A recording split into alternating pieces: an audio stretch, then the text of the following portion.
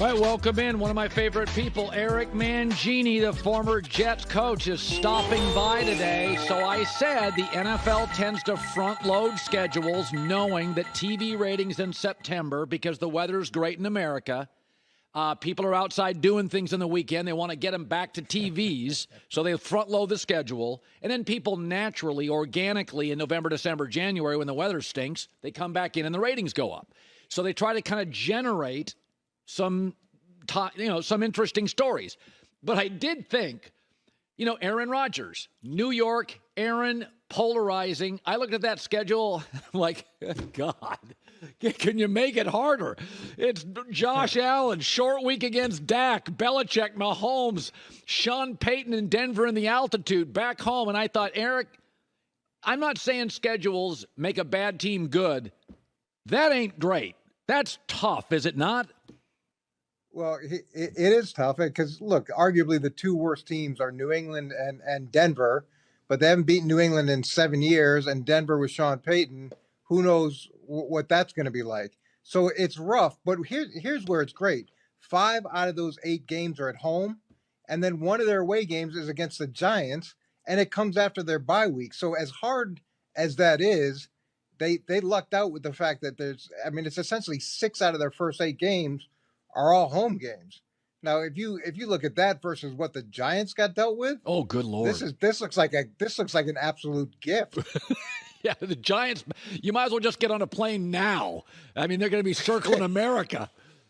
Colin, how about the fact they have 3 games in 11 days, and 2 of them are on the West Coast? They've got a Monday night game, and then they go to Arizona. Then they've got a Thursday night following that, and it's an unprecedented amount of away games to start the season. It's brutal. It's like they made the schedulers angry in New York. They made the playoffs and were so boring the NFL was ticked off. They're like that. We're going to do everything we can to make sure that doesn't happen again. We don't want Daniel Jones in the playoffs. So I did say this, though. You got to take the train, and we all do this. We've done well in our lives. We don't want to baby our kids, but we want them to have a better life than us. And I look at Jordan Love, and I think he gets an offensive coach that's been there 3 years. They just went and got 2 good tight ends. He gets an emerging star receiver, better than average O-line. He learned for 3 years in a wonky division. And then I looked at their schedule yesterday, and I'm like, and it's not exactly a gauntlet. Eric, I don't mean to be harsh, but when I look at this, it's a lot of Desmond Ritters, and it's a lot of bad defenses from last year. My takeaway is, Eric, by week 5, when that Raider game is over, I'm going to have a strong opinion on him. I'm not waiting for the season. This is not a guy that's coming fresh out of college. This is not a guy like Joe Burrow that's behind an offensive line that's Swiss cheese. I think we need to make a decision pretty quickly on Jordan Love. That seems fair to me. It's 100% fair. You've had 3 years to learn behind a future Hall of Fame quarterback. You've been in the system. You know what it's like to be a pro. Here's the thing that bothers me about Jordan Love is the contract extension or revision that he signed. To me, that screams that the team doesn't really have faith in him because they want to minimize their downside and not even guarantee $20 million next year.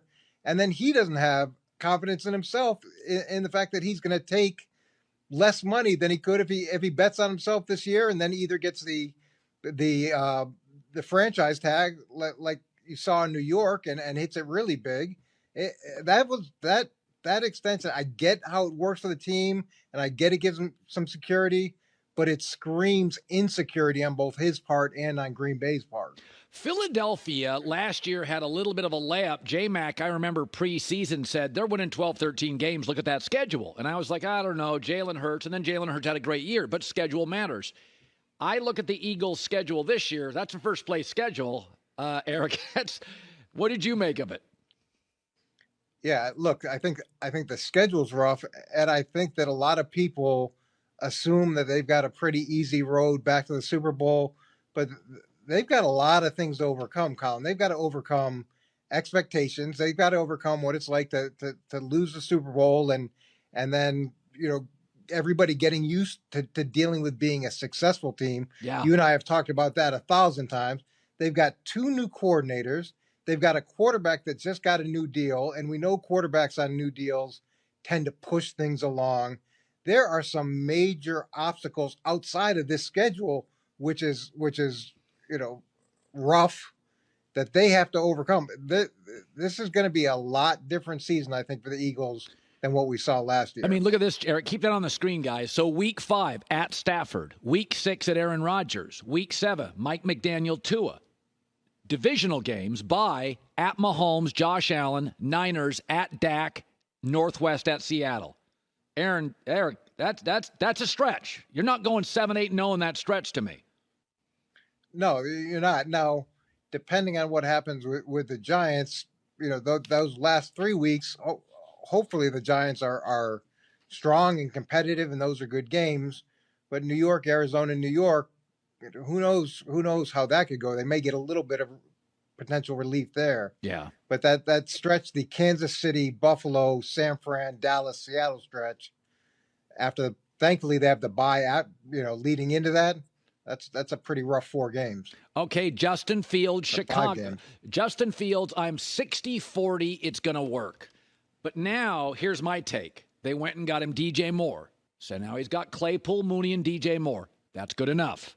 They got Tanyan, the tight end. Cole Kmet, Tanyan. That's good enough. That's legitimate. Not top of the league. It's not close to the bottom. Now their offensive line, PFF ranked at 14th. They went and got a right tackle in the draft. May have reached, but a good player. I'm kind of done with the excuses. I looked at their early schedule. Again, like Green Bay and Jordan Love, you start looking at that schedule. Yes, they face Mahomes. That's a toughie. But I see a Jordan Love game, a Baker Mayfield game, a Sam Howell game, a Jimmy Garoppolo game. Later, I see a Bryce Young game. I don't know, Eric. That looks like to me I'll give you a loss to Herbert and Mahomes on the road. I'll give you that. And maybe Jared Goff. I think you got to win 9 or 10 games with that schedule. Yeah, you forgot they added Deontay Foreman from Carolina. I really like him. They added 2 linebackers that should be significant on their defense.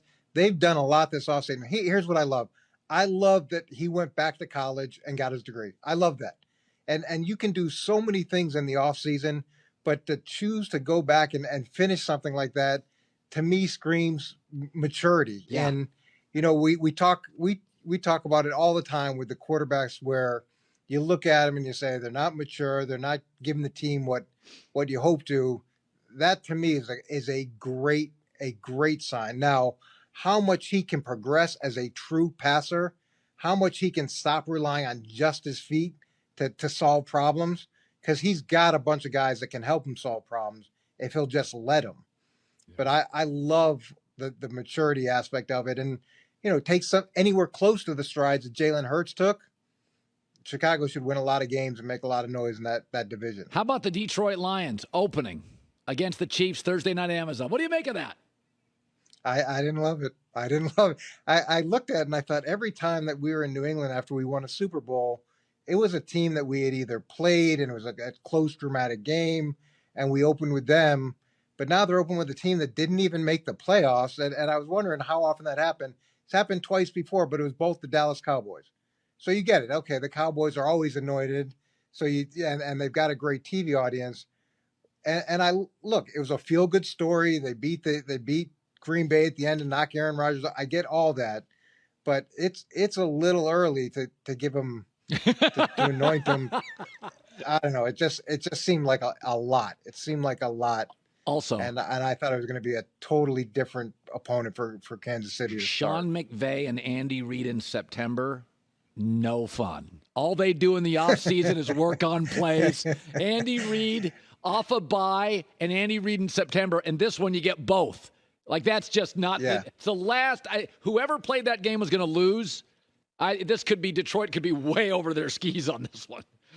Oh, boy. Yeah, the opening game is always rough. The opening game when the other team's lowering a banner from a Super Bowl. Oh, boy. I mean, that emotion is running so high that you should be really hard to beat at home if Yeah. you're Kansas City or Fox- any Super Bowl champ. Yep. Fox Sports, Eric Mangini. It is great seeing you as always. Great seeing you, Colin. All right. Get out here to L.A. so I can buy you dinner.